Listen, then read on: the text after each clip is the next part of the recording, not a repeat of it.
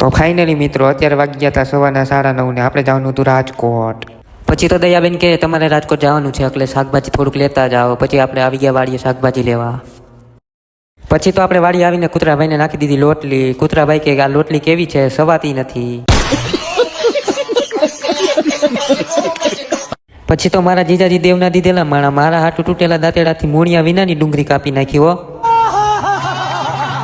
પછી તો ભૂરીએ મીઠા લીમડાની આખી રિક્ષા ભરી લીધી, આખા ગામમાં જાણે બાંટવાનું હોય એમ।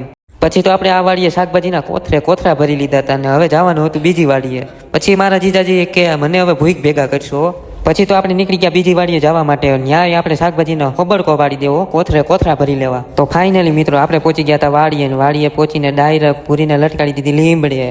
કાઢો મને કાઢો, આયા હલ ભાડો, કાઢો મને કાઢો, काटो रे मौसम तो ऐसा लग रहा है दिल गार्डन गार्डन हो रहा है। ओह गॉड, एक बार दिला दे।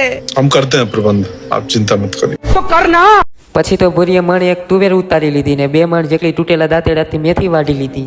પછી તો દયાબેને લીંગણીમાંથી લીંગણા તોડતા કપાસમાંથી ઝીંડવાય તોડી નાખ્યા। પછી તો ભૂરીને 2 લીંગણા તોડવાનું કીધું હતું ને એ તો 5 લીંગણા તોડીને વી આવી। દયાબેન કે મને ભૂખી રાખશો।